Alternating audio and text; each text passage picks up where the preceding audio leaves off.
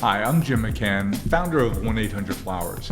We created this podcast to share the wonderful people we get to interact with, we get to meet, we get to know, and most importantly, get to learn from. So I invite you to join us on this journey here on the Celebrations Chatter podcast. So, Paul, we're introduced by producer Katie Forte, and it's you work in a really interesting world. And, when I hear of IMG, which you run for Endeavor, as well as On Location, I think back when I was a kid, a small kid. Arnold Palmer was the rage in the golf world, and the golf world was a fraction of what it is today. And I remember reading about this partner, his name, Mark McCormick, who I think at that time was from Cleveland. And of course, Arnold Palmer was from central Pennsylvania. And I just thought it was really interesting that they took that brand in that little known sport industry of golf, and they created something marvelous from it. And there's very few times in business where someone has created something where there wasn't something before. It was a whole new way of thinking, acting, and building business together. And IMG, of course, is that the company that came out of those activities. And I wonder how you, as you run the company today, and it's become so much more than that probably Mark could even have envisioned. What do you think of the state of the world today, and how IMG has survived as a real catalyst for change in an industry that didn't exist much before Mark decided it should? Wow, you covered a lot of unbelievable history in a very short period of time, and I appreciate that a lot. And you're clearly a golfer, and so your knowledge of the sport and the history there is just phenomenal. And you're right. I mean, first of all, I just want to clarify, I have the privilege of being in my role over IMG events and On Location. And while an IMG is a very large entity, it's a very strong brand within the world of Endeavor. I'm privileged to run a piece of it, which is the events side of the business, which is really focused on sports, entertainment, arts, culture, and I can go over a little bit about what that portfolio is. But we own and operate key events around the world under the IMG umbrella in that regard, golf being one of them. And we do a lot in golf globally. We've been involved in golf from the core. And you're right, the history of IMG was centered in what Mark McCormick's vision was way back then, in order to create that kind of company, and in order to super serve one of his passions, is the way I understood it. Now, I never spent time or worked with Mark. I joined the company when in the last 4 years, but I do know the history pretty well, being in the industry, watching it, and seeing it grow. And the way we think about the value of any company like IMG or On Location, or even more broadly Endeavor, which I'm privileged to be a part of, it's our passion for the work we do and the businesses that we serve, and sports is one of them. We clearly are in every aspect of entertainment and every aspect of what people want to go do or see and participate in. And passions come in all shapes and sizes. But as an avid golfer like yourself, golf is a very big part of that. It's funny that you talk about sports and entertainment, and it's sort of in the same breath, but that's not always been the case. The sports was very different than entertainment, and people didn't think about marketing sports and about blending events and sports and entertainment all together. That's still relatively new, isn't it? It's new. It depends on what the perspective is, right? Because it seems people are going to go to this event. Geez, we have to fill up their time with other activities if they're going to travel from all over the country to come to this unbelievable event. And the unbelievable event became more unbelievable because of the event professionals who said, oh, we can create this experience and we'll do that. And it seems that's where it really started to congeal. Yeah. Look, my mom tells me stories all the time about her dad was a New York City police officer. And one of the favorite stories I love her talking about is how she lived across from Ebbets Field in Brooklyn and would go with him to the Dodgers games regularly. and just what an incredible day and afternoon that was, as a form of spending time with her father, and then also in how she got entertained.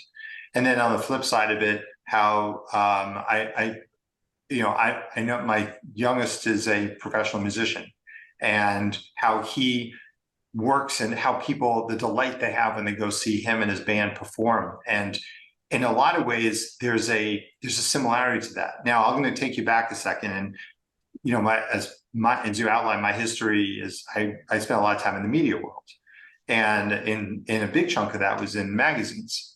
And the way we thought about magazines is we had magazines that in the company that I was in that were in every category of business. There was sports, there was entertainment, there was business, there was food, there was parenting, there was everything. And the way we always said was, there was only a limited amount of world events that were happening at any time, like the Olympics. And every one of our brands had a view of what was happening at the Olympics. What were they eating there? What were they watching? Who was winning? What celebrities were there? Whatever. Every brand had a different view. And that's because entertainment comes with a lens of what you want to see and do and participate in. I will tell you that no one is one-dimensional. Everyone is multidimensional. On the On Location side, I talked about IMG events, but On Location is the partner to major rights holders around the world. Some of them are IMG brands. Some of them are not. And we work with rights holders to help connect their consumers to their biggest events with great seats, of course, but hospitality, and more importantly, incredible immersive experiences, which really helps people get closer to the event. Now, what we're seeing are people that do that with us in sports because they love sports, but they also go to some of the music festivals with us. Some of them go to Barrett Jackson, a business that we also co-own with the founder, and because they collect cars. Or go to Freeze Art Fair, which IMG runs and owns because they love art and art collecting. So entertainment comes in every bucket. It's basically, in my mind, it's what do you do when you don't work? That's entertainment. You go watch a game on television or in person. If you eat great food or have beautiful wine with friends. If you travel, if you collect, or you see music, whatever it is, that's entertainment. And that's very much the way we think about it at IMG on the ownership and operated side of events, and then On Location on the premium experience side of it. It seems like from your publishing background, you spent a lot of time at Time Inc. And it seemed that Southern Living was the title in that portfolio that was the most forward in thinking about a relationship with an audience that was more integrated and beyond print. Southern Living did a beautiful job of creating multiple dimensions, inclusive of product lines and travel experiences, and working with a lot of, they became very integrated and ingrained in the markets that they best served. It was a great example, but we had many of them. Sunset was another one, which had an incredible immersive experiences on the West Coast. But then broadly, when you look at the bigger properties that we worked on, and I had the privilege of being associated with the People brands, In Style, Entertainment Weekly for a very long time, and each one of those immersed into their worlds as well. Like we, on the Entertainment Weekly or the People side, we got deeply involved in the award shows, the philanthropy of what celebrities were doing, releases and great movies and music. It was very much integrated and ingrained into those worlds, from not just an editorial standpoint, but from a consumer immersion standpoint. And we spent a lot of time I had great partners working there, and in Martha Nelson, our editor in chief, and David Geithner, our head of finance and business partner. And we worked really hard together to not just report, and which is what Martha was responsible for, but to truly integrate and immerse. And that happened across all the properties. So Southern Living is a great example of what they did in markets, but it was literally the philosophy of Time Inc. at the time. When you think of how entertainment and licensed properties all have commingled. I think theme parks probably had a lot to do with that too. Disney, of course, for their own properties, and then in more recent times when you have different events like the Barbie event, the Barbie doll event. Of course, you just had the huge hit with a movie, but now how else is that? How else is that franchise brought to the consumers in all its different iterations? Barbie is a wonderful example of the way IMG thinks about immersive experiences. And the way we thought about Barbie and the team that worked on it did such a phenomenal job is they knew the impending zeitgeist that was going to happen with Barbie, or at least they assumed it would. And it actually been an incredible success as a movie, but it's been an incredible product success through Mattel for a very long time. And what we did is we worked with our partners to create a multi-room immersive experience in Santa Monica where people can go and enjoy the world of Barbie and see the history of Barbie, of all the Barbie dream houses and all the Barbie dolls, to go into a Barbie camper, to get your photo taken in one of the boxes as if you are Barbie, similar to what you did in the movie theaters. You could dive into a pool that, like on the Barbie pool, and then you can ultimately design your own Barbie at the end. And it was, everything with fashion and beauty and hair. It's so good that we're going to bring it out to other markets. And when we bring it out to other markets, it's because Barbie is timeless. The movie is wonderful, but Barbie's timeless. Now, we're also doing other events, like we're doing a Harry Potter immersive experience where you're going to walk through a Harry Potter hidden forest. That's incredible.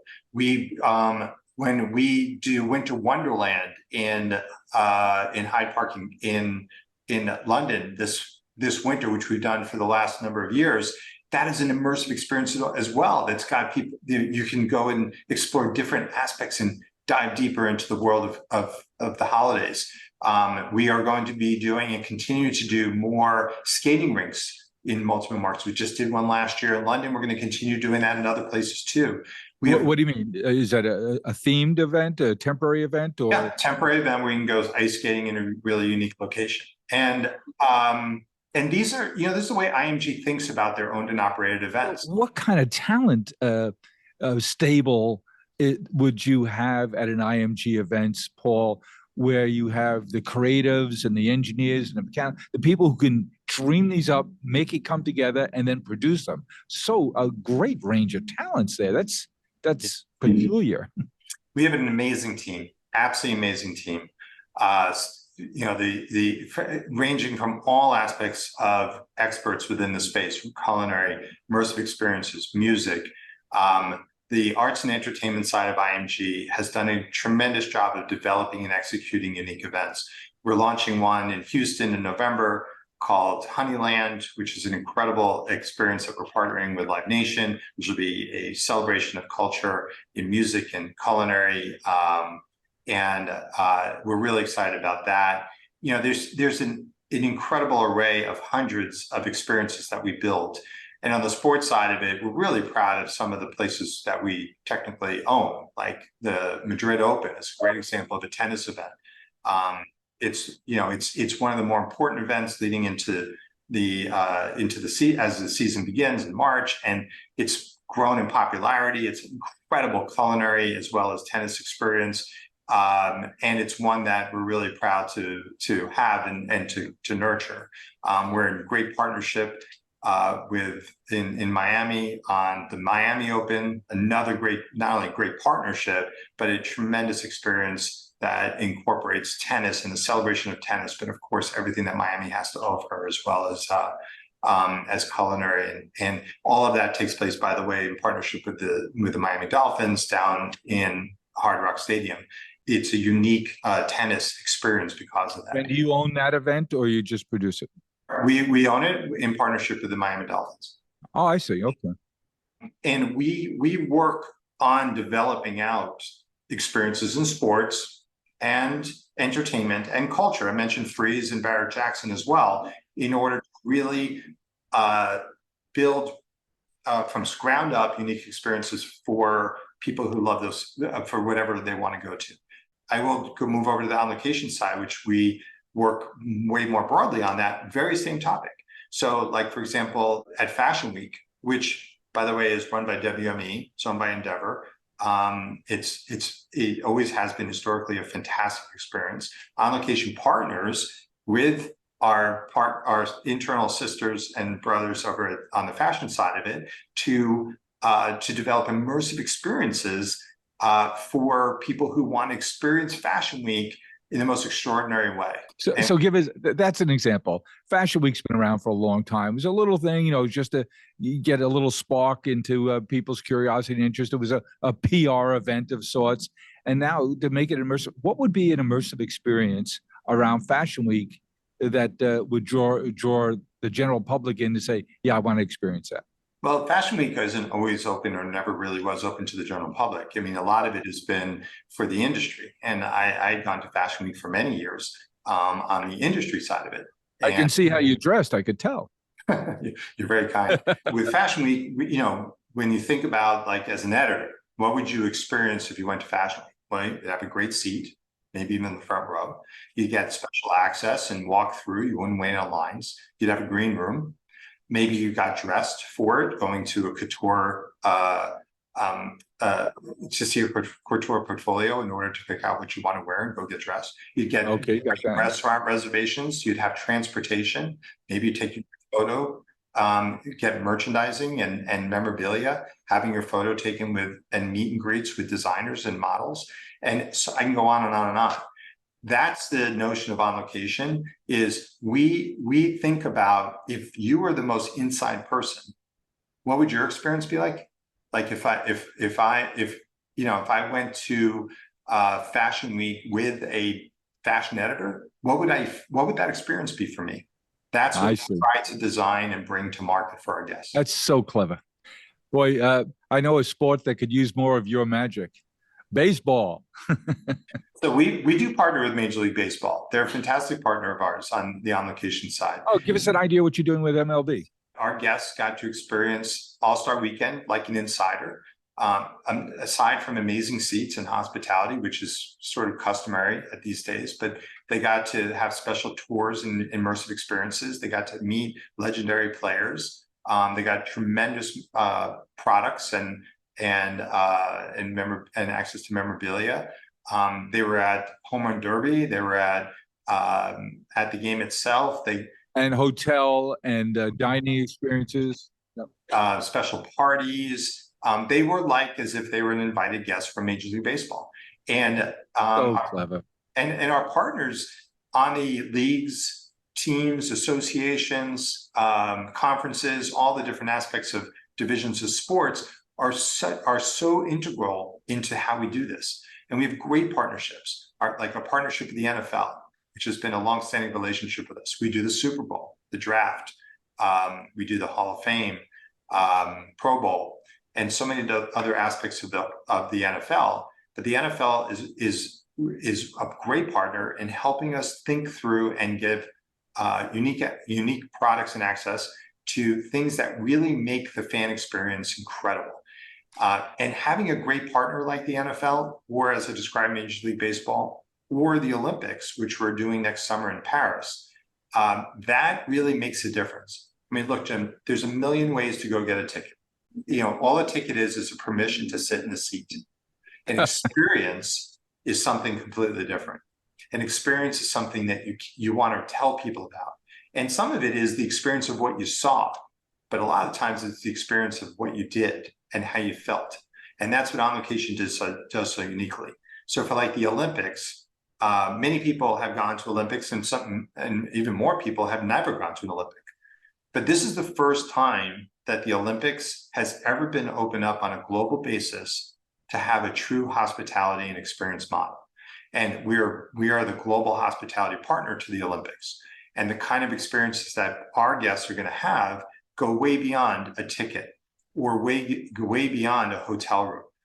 And who are your customers, Paul? Is it individuals, or is it mostly corporate? I'm a wealth manager and RIA. I have a dozen of my top clients I'd like to bring and put on experience. Who is your customer?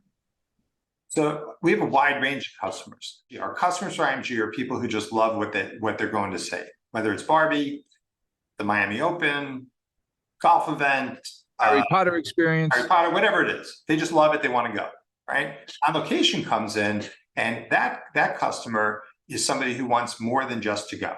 Now, it could be an individual who thinks of it as a bucket list. We have many people who come to the Final Four, which we do all the NCAA championships, all of them. Wrestling, basketball, softball, baseball, you name it, we do them all. And our partners at the NCAA knows there's enthusiasts who just want to go to every NCAA Final Four. Those are people who, or just want to go to one. Those are bucket lists. Those are people. And how do they come? Do they come to on location site? Do they go to the NCAA site? How do you reach your public? All the above. So they come to us on our site. We have a direct sales team that works with more custom programs. Our partners site often participate as well. And it's promoted everywhere. Most of the time, if you search for NCAA Final Four tickets, our sites usually come up. Now, sometimes we're branded on location. Sometimes we're branded with the actual rights holder. So UFC, it's UFC VIP. And a UFC experience is a true VIP experience, and it's bought through UFC VIP, provided by On Location, of course. But so it's not about On Location. It's really about our partner and giving that customer the partner experience. So back to who's the customer? It's individuals, people on bucket list, people who are fans of who's playing or singing or or participating. It's also businesses who want to entertain customers. Whether on a small level, maybe 2 tickets, all the way up to a macro level with hundreds of tickets with a much larger. So those corporate customers, Paul, I assume, are both in venue or associated with venue advertisers, as well as people who aren't advertisers but still want to entertain their closest clients in a bucket list kind of experience. Sure. We have companies that we do all of their customer entertainment experiences for them. So any customers, sales incentive trips, customer staff recognition, things like that, retirement parties, 50th birthday parties, you name it. We'll do. The motive of why they come to us is varied, but what they're coming to us for is very similar. They want to have the best experience at the most incredible events. So tell me about Barrett Jackson. I think that's so clever that you took a car show and made it. Each time it becomes a bigger and more entertaining event. What kind of a VIP package would I be able to think about with the car enthusiast in my life who I want to have that bucket list kind of experience?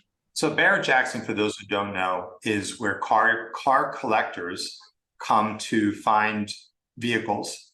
It's where car sellers, people who have cars of value, whether historical, unique, or even like emotional significance, come to sell them. Some of the cars are very old. Some of them are resto mods, which are older cars that are rebuilt for modern standards.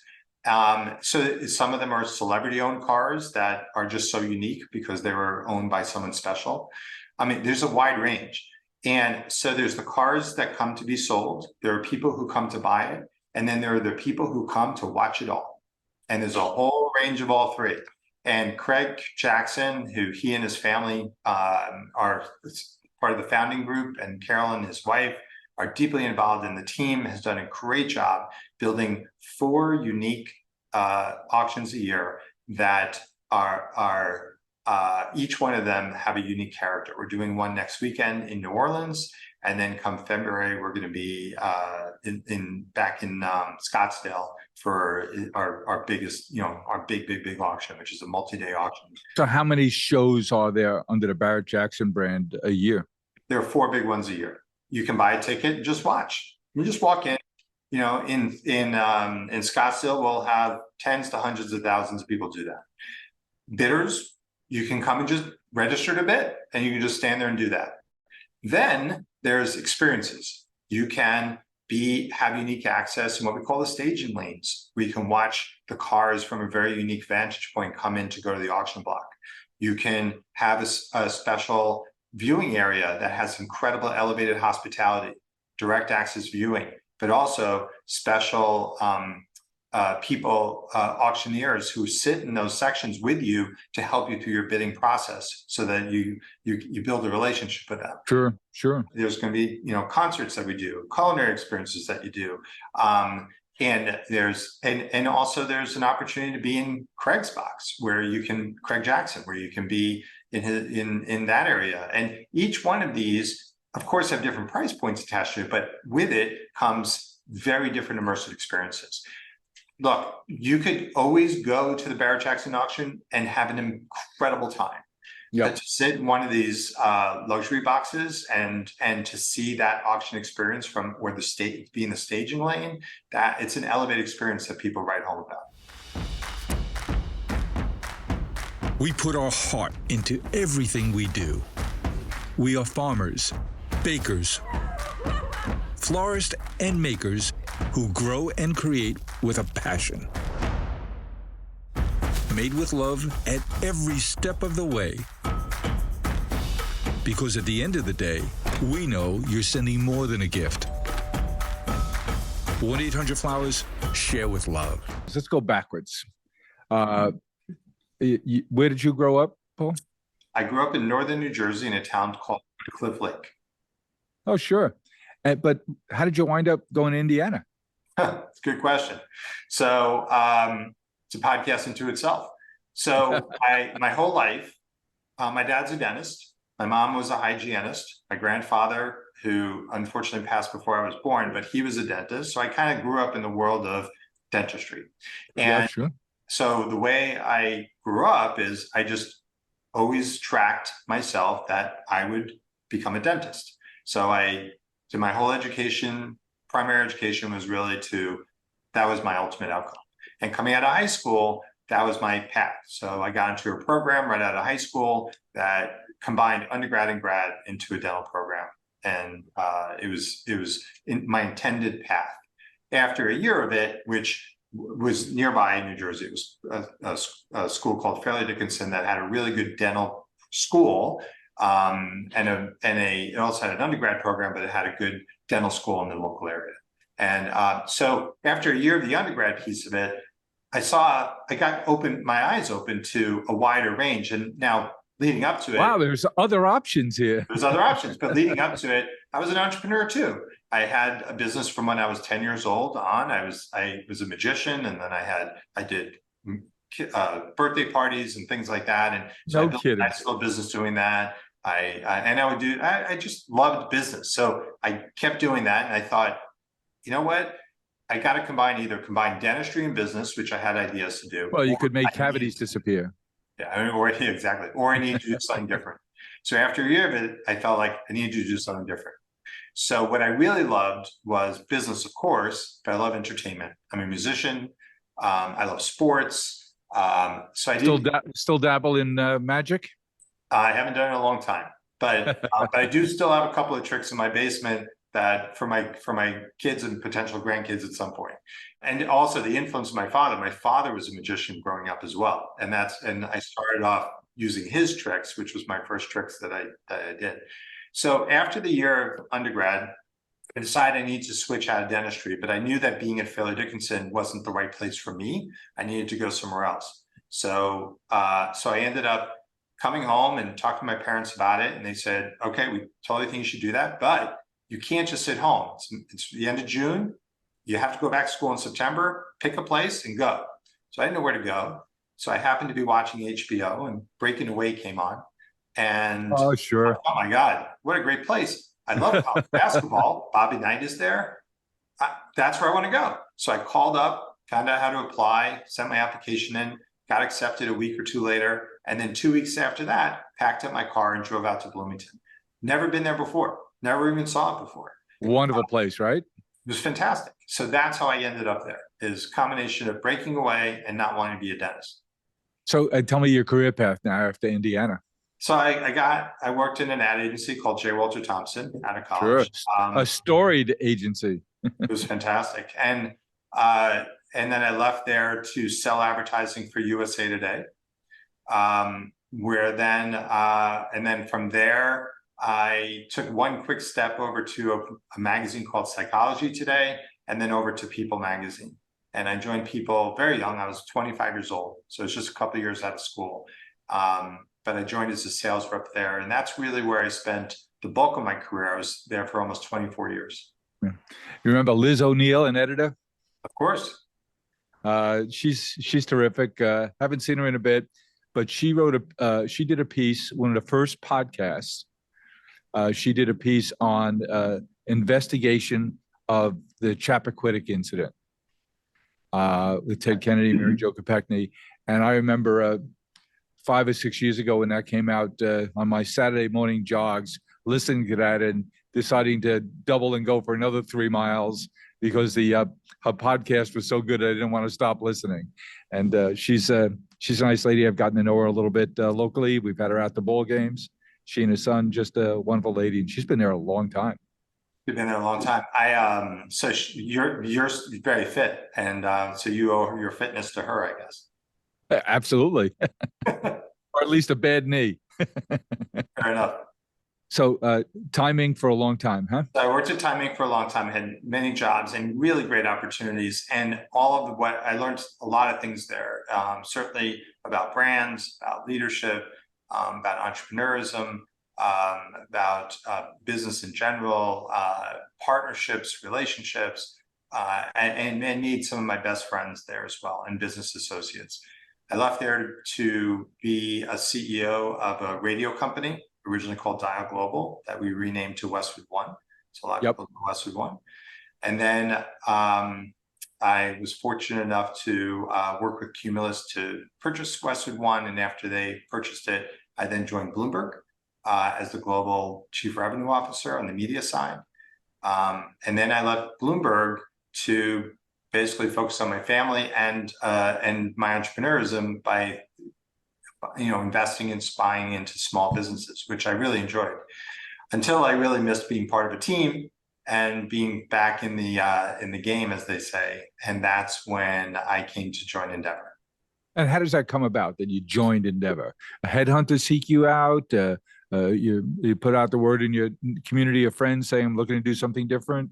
No, not at all. Actually, one of the main reasons I left Bloomberg was because my wife said to me, I have 3 kids. And my boys were just finishing up high school. And she said, you're missing everything. You're traveling all over the world. You're missing everything. And I need you to stop working so that you can focus on your family, focus on yourself, focus on what really matters. And also, she always said, you always wanted to do this on your own. Just go do it. So she encouraged that. And it became something that I really got excited about. And I did.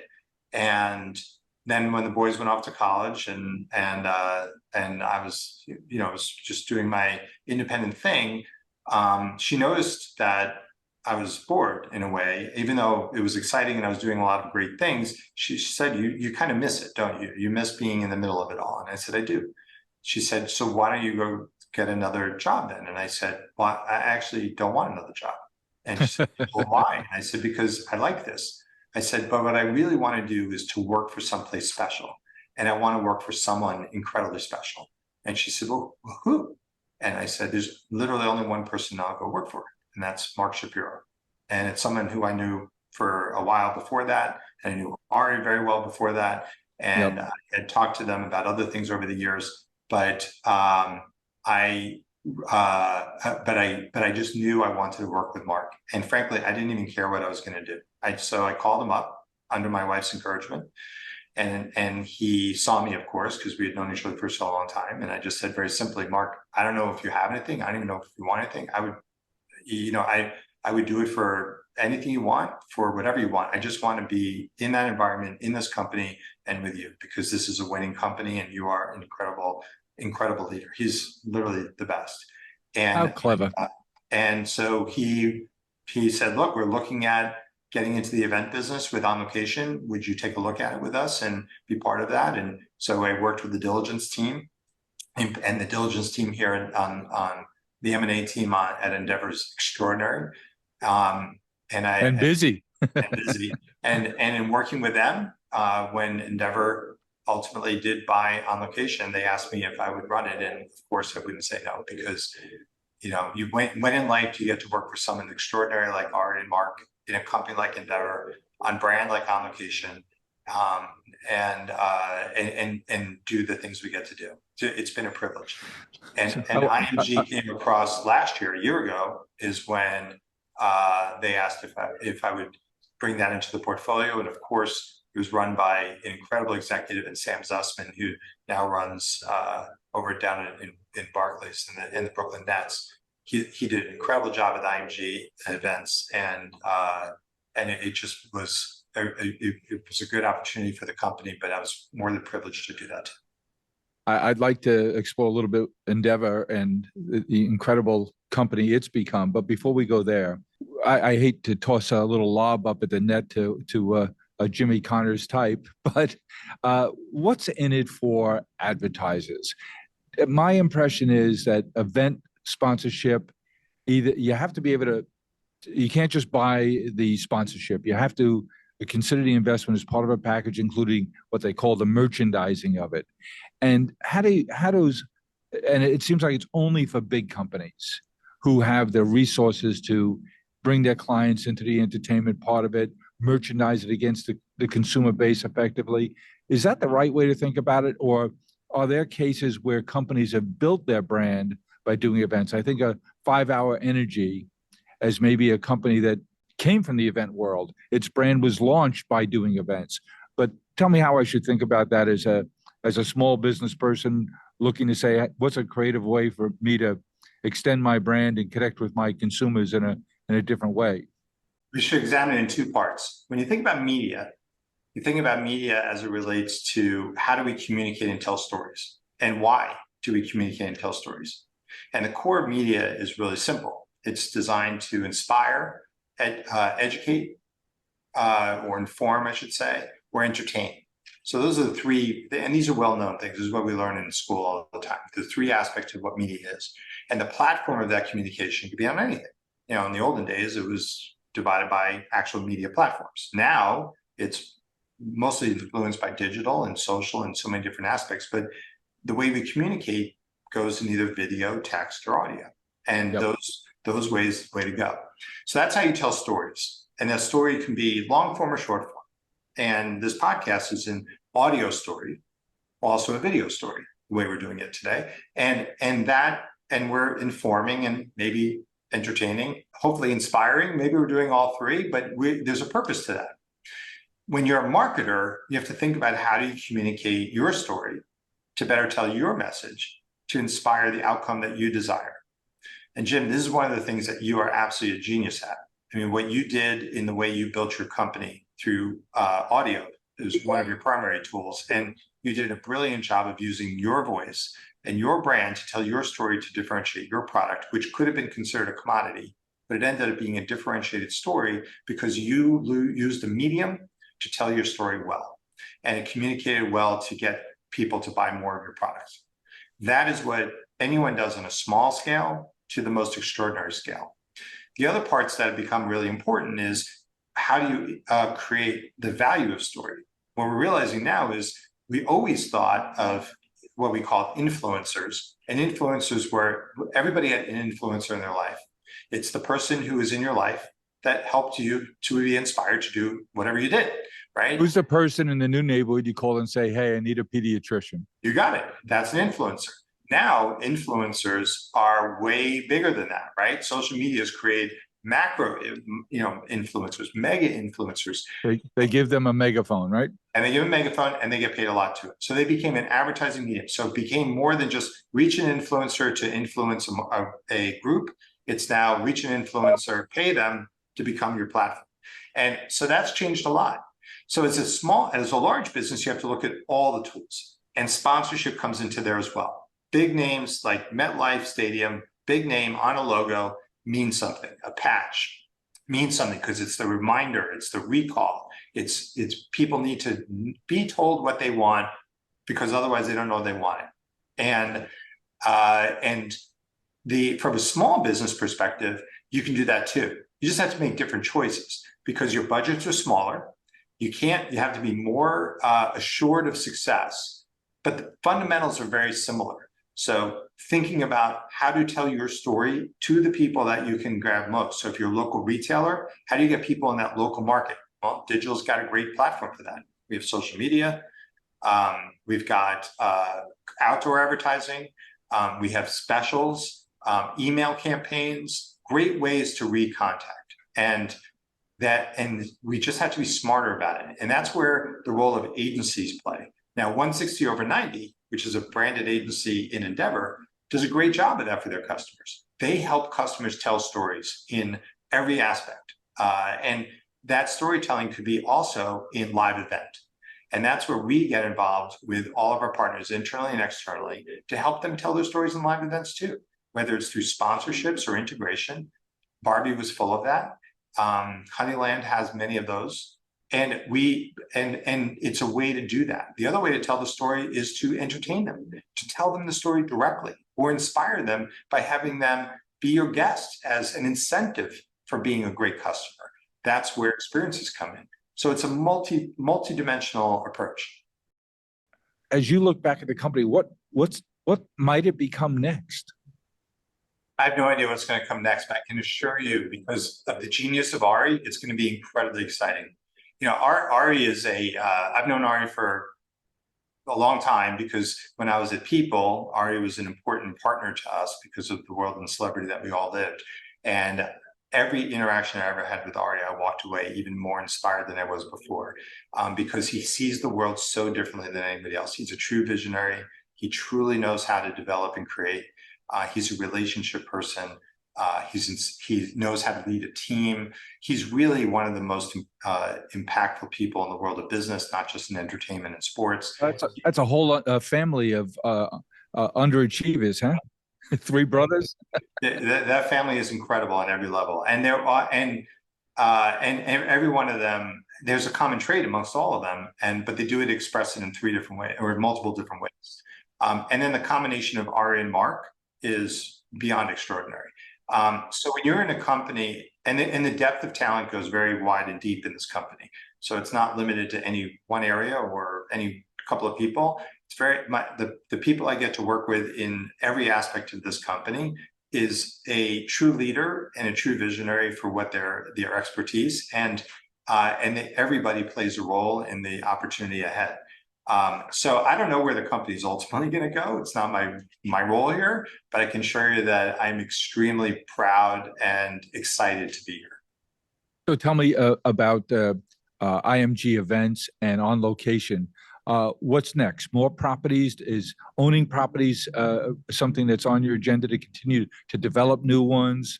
Is it all of the above? Work with properties that exist, work with licensed partners?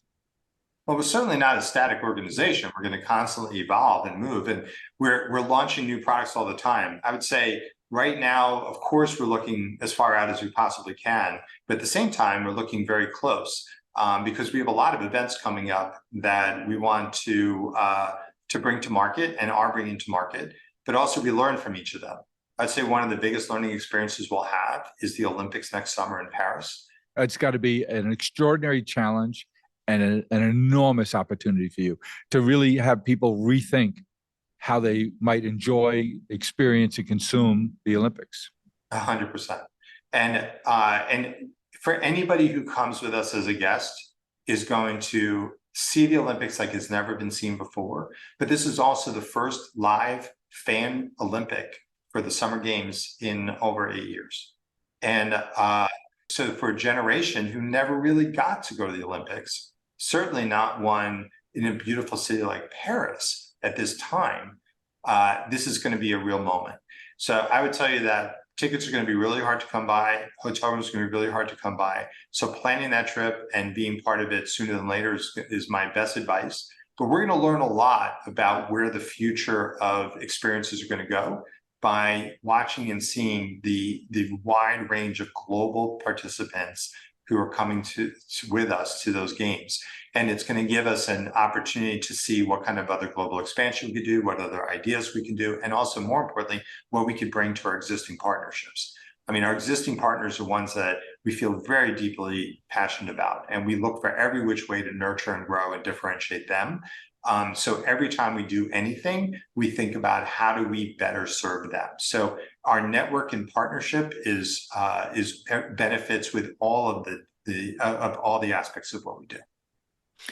You mentioned that you have 3 children, Paul. Would you encourage them to go into your world? So my children are in their 20s. You mentioned one was a musician. So my youngest one is a musician. He's a working musician. This is he breathes music. He's always has his whole life. It's the air he breathes. It's the delight he has. He teaches and he performs. He writes. He produces. He's living his life. He's 24 years old and he's doing great. My middle one is 26. He's a chemical engineer and he works in pharmaceuticals, making vitamins and for a major company. And then my oldest is 29 and she is just graduated with her MBA and she just joined a consulting company and in marketing consulting. So in many ways, the 3 of them are different components of my wife and I, but the one thing I love about them is they are living their own dreams. Each one of them is pursuing something completely different. I do not have one child who's following in any direction that either my wife nor I did. And it seems to me that you have to have so many different skills in your role and awareness of so many different parts. It's the ultimate orchestration company out there. There's so many things you have to think about and be able to access people, deploy people. And I would think that someone who grows up on the implementation side of your world are kind of people that other employers are going to want to hire because they just know how to get things done. The vast group of people who work here have a unique opportunity because, one, they get to see the most incredible things and be part of it. Whether they love art and are part of Freeze, or they love sports and can go to the Super Bowl, whatever it is, they get a front row seat to the most extraordinary moments. And when you go to any of these events, which I get to go to many of them, it's really wonderful to see the people who work there. What I also see is the growth at each and every one of those colleagues that I have in every facet of this business, the growth that they get. I benefited from the early parts of my career.